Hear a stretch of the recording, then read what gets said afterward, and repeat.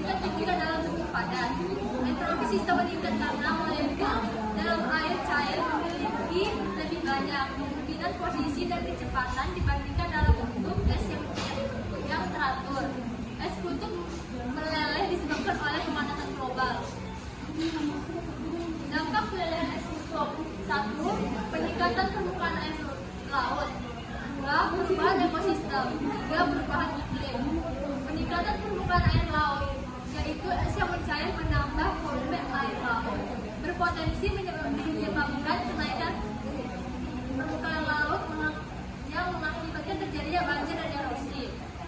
Perubahan ekosistem, yaitu kehilangan habitat es mempengaruhi spesies yang bergantung pada es, seperti beruang kutub dan penguin, serta mengganggu rantai makanan di ekosistem laut dan darat. Perubahan iklim, yaitu mencairnya es kutub mengurangi reflektivitas permukaan bumi yang menyebabkan lebih banyak energi matahari diserap oleh atap terbuka, mempercepat pemanasan global dan perubahan iklim.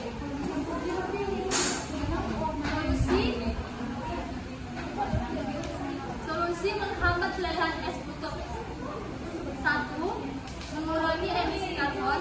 2. Mengurangi jejak karbon pribadi. Prinsip 8 dalam bacaan kolonial Sediana. Selanjutnya ada prinsip 8. Sebuah habitat atau lingkungan hidup itu dapat dibagi dua, yaitu lingkungan hidup habitat jenuh dan tidak jenuh.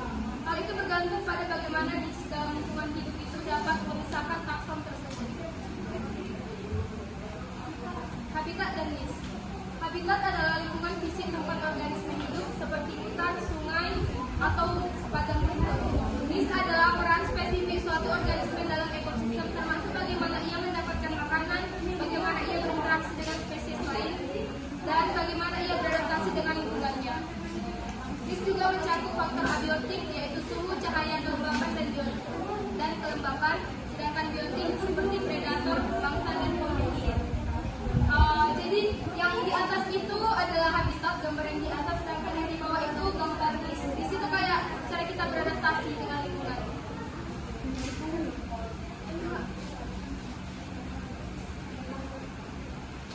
Keanekaragaman takson.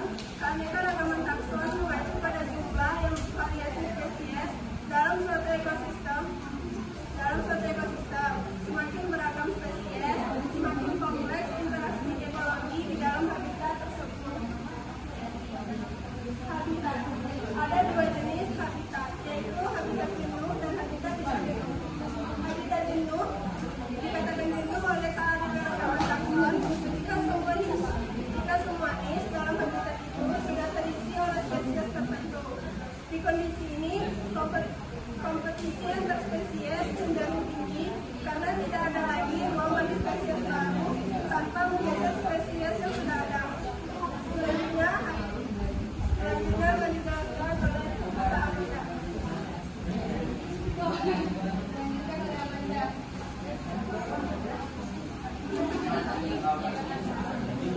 Selanjutnya, kedua, habitat tidak jenuh.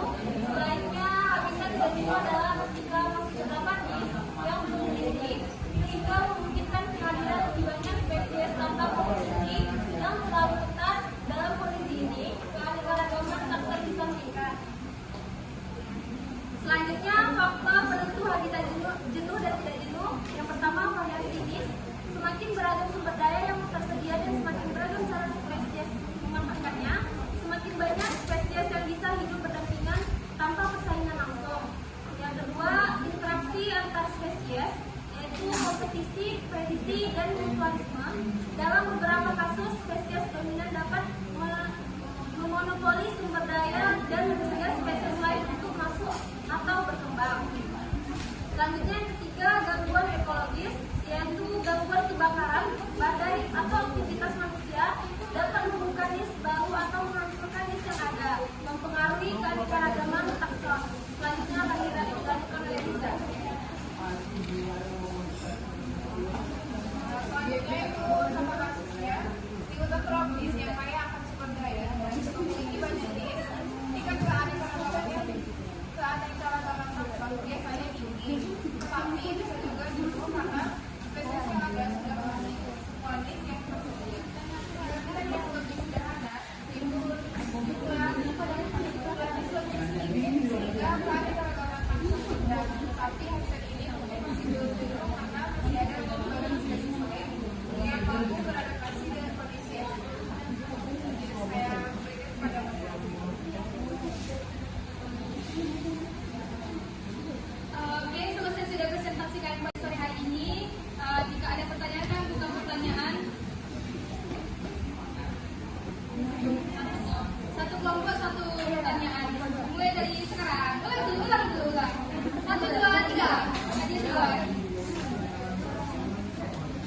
kasih kepada kelompok rekan saya materi tentang prinsip yang sudah kami jelaskan. Saya ingin bertanya, saya Salma Syadila dari kelompok 4 ingin bertanya, contoh kekacauan alam yang fakta terjadi atau sudah terjadi diakibatkan dari termodinamika atau yang bersangkutan dengan termodinamika. Terima kasih Salma atas pertanyaan yang berikan Rahmat untuk menjawab.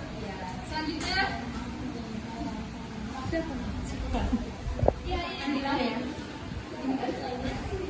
Perkenalkan, nama saya Orfit Jazilah dari kelompok 1. Saya akan bertanya kepada kelompok kelompok 1.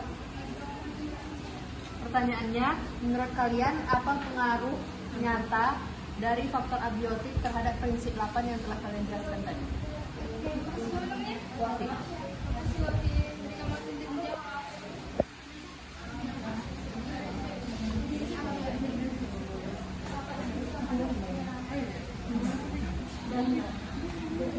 kasih pertanyaan untuk 2 menit lagi ya.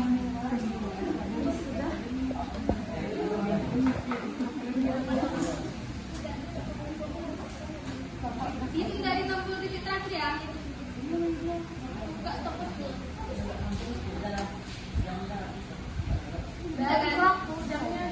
Oke, terima kasih atas pertanyaannya.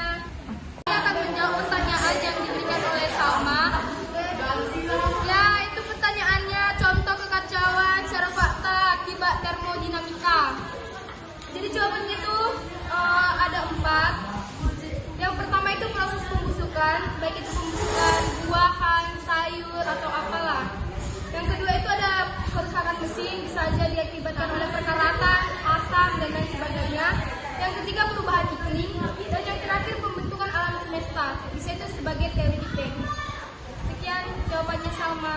Baiklah, saya akan menjawab pertanyaan dari kelompok 1. Pertanyaannya itu apa pengaruh nyata prinsip abiotik di prinsip 8? Nah, faktor yang mempengaruhi prinsip 8 yaitu spesies yang hidup di daerah dingin mungkin memiliki bulu yang lebih tebal, sedangkan spesies di daerah panas mungkin memiliki struktur tubuh yang lebih ringan. Jadi spesies takson ini nggak bisa beradaptasi kalau dia